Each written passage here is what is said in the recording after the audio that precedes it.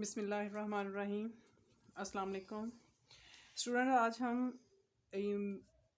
Mathematics grade 10 algebraic expression के बारे में पढ़ेंगे। अलजेब्रिक एक्सप्रेशन क्या होती हैं? Variable and constant. Variable, a variable is a quantity that may change within the context of a mathematical problem or experiment. Typically, we use a single letter to express a variable. ऐसे variables, ऐसे digit numbers के जिसको हम question करते हुए हम उसकी value को चेंज कर सकते हैं। The letter x, y and z are common generic symbols used for variables. और क्वेश्चन को जब आपके पास क्वेश्चन आता है तो वेरिएबल्स में एक्स, वाई, जी नॉर्मली ये ज़्यादा यूज़ होते हैं। उसके बाद टी, एफ, एल भी हो सकता है, एक्स, वाई कुछ भी, ए टू जेड जी से लेटर में कोई भी चीज़ होगी तो वो आपके जो लेटर्स शो होंगे वो आपके वेरिएबल्स कहलाएंगे। उसके बाद है constant. A constant is a symbol that means exactly and objects, कि इसमें जो आपके पास नंबर्स आएंगे वो आपके कांस्टेंट कहलाएंगे। एग्जांपल है इसकी, find the value of x plus 5 when, कि जब आपने इसकी वैल्यू मालूम करनी है, आपको वेरिएबल दी हुई है, वेरिएबल है x इज इक्वल टू 4, ठीक है। आपने वैल्यू आपको ये दी हुई है, आपने क्वेश्चन सॉल्व करना है x is equal to 4। It's means कि हमने इस चीज़ को यहाँ पर पुट करना है। x की वैल्यू आपके पास आ गई 5 प्लस ये वाला 4 इज इक्वल टू 9। इसी तरह यहाँ पर x की वैल्यू आपके पास 5 प्लस 7 इज इक्वल टू 12। ये आपके पास इसकी वेरिएबल और आपके कांस्टेंट हो गए।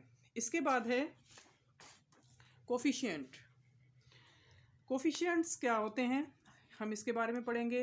A constant number by which a variable is multiplied is said to be coefficient of that variable.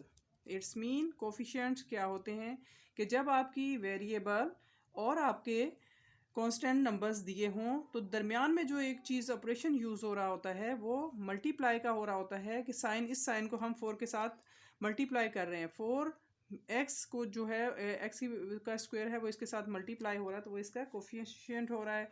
अगर इस वैल्यू में हम चेक करें तो एक्स का कोफिशिएंट 3 है, इस वैल्यू में चेक करें तो एक्स का कोफिशिएंट -3 है, इस वैल्यू में चेक करें 4 जो है वो एक्स के क्यूब का कोफिशिएंट आपके पास 4 है, जबकि इसमें -8 है एक्स का कोफिशिएंट। उसके बाद है हम करेंगे अलजेब्रिक एक्सप्रेशन। अलजेब्रिक एक्सप्रेशन होती क्या है? इन मैथमेटिक्स, मैथ में N algebraic expression is an expression build from integers, constants, variables and all algebraic operations. It joined by fundamental operation plus, minus, multiply and division. इसके अलावा roots में हो सकती हैं। Roots and power is called an algebraic expression.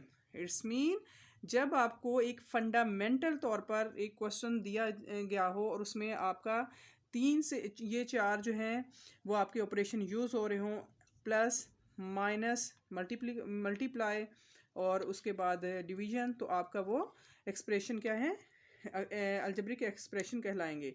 इसमें example है, like अगर हम इस क्वेश्चन की बात करें एग्जांपल की, तो हमने अगर हम इन दोनों को करें तो ये दोनों के दरमियान में ये आपका कोफिशिएंट प्लस वेरिएबल है, कोफिशिएंट और वेरिएबल, ये कोफिशिएंट और वेरिएबल, और इन दोनों के दरमियान में आपका एक्सप्रेशन जो यूज़ हो रहा है वो प्लस यूज़ हो रहा है। अगर इन दोनों की बात करें तो यहाँ पर भी इन दोनों के दरमियान में जो आपका एक्सप्रेशन यूज़ हो रहा है वो आपका मल्टीप्लाई यूज़ हो रहा है। अगर इन दोनों की बात करें तो यहाँ पर भी आपके दरमियान, इन दोनों के दरमियान में जो चीज़ यूज़ हो रही है, एक्सप्रेशन जो यूज़ हो रहा है वो माइनस का एक्सप्रेशन यूज़ हो रहा है। तो kinds of algebraic expression, kinds of algebraic expression, binomial expression और पॉलिनोमियल एक्सप्रेशन और पॉलिनोमियल्स। ये आप दोनों एक्सप्रेशंस को आप पॉलिनोमियल एक्सप्रेशन भी कहते हैं और पॉलिनोमियल्स भी कहते हैं। उसके बाद है रैशनल एक्सप्रेशंस हैं, इर्रेशनल एक्सप्रेशंस हैं। सबसे पहले है पॉलिनोमियल्स। पॉलिनोमियल्स क्या होते हैं?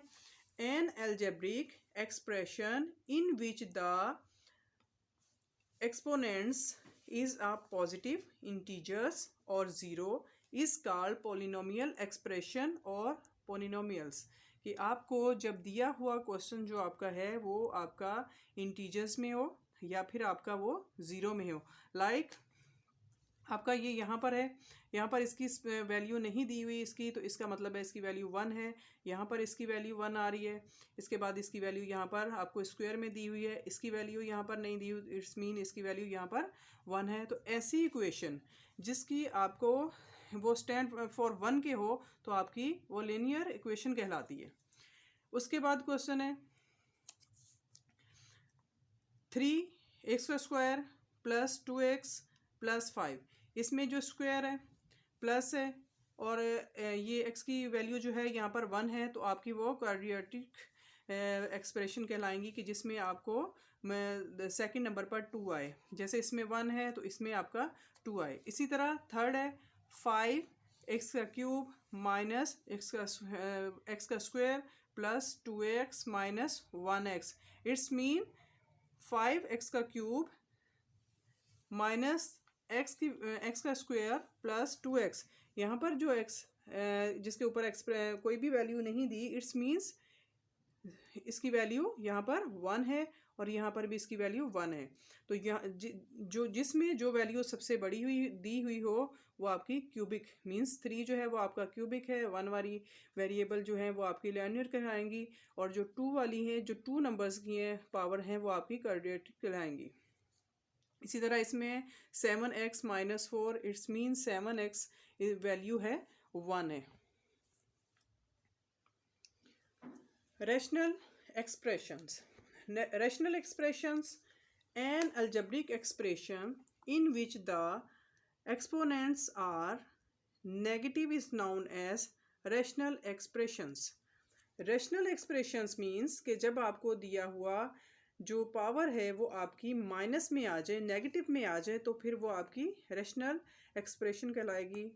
लाइक एग्जांपल्स हैं, x की जो वैल्यू है वो -1 है, p की वैल्यू -5 है, y की वैल्यू -3 है। तो ये आपकी क्या कहलाएंगी? Rational expressions. कि आपको क्वेश्चन में डिफरेंस मालूम हो जाएगा कि ये कौन सी एक्सप्रेशंस है। इसी तरह x -1 y -4 भी हो सकता है, या xy कुछ भी हो सकता है। इसके बाद है irrational expression. an algebraic expression in which having fractional exponents are termed as irrational expressions।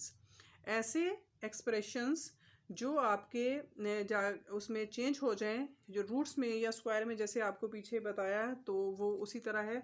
अगर हम ये है 1/q + 1 3x का 3x। अब जब हम इसमें से ये स्क्वायर रूट इसका फिनिश करेंगे तो ये हमारे पास हो जाएगा 1/q + 1 का, इसको स्क्वायर को ख़त्म करके हम लिखेंगे bracket start q + 1 bracket close 1/2। फिर उसके बाद इसका स्क्वायर रूट ख़त्म करेंगे तो ये हमारे पास आ जाएगा 3x 1.5। उसके बाद 1/x + 1 ब्रैकेट क्लोज 1/2 आ जाएगा इसका। तो ये आपको उम्मीद है आपको kinds of algebraic and expression of algebraic अच्छी से समझ में आ गए होंगे, क्योंकि इसके बगैर अगर हम कहें कि हम अपने मैथ को, हम अपने अलजेब्रा को क्वेश्चन को हम अटेम्प्ट कर सकें या सॉल्व कर सकें, वो किसी तौर पर भी पॉसिबल नहीं है।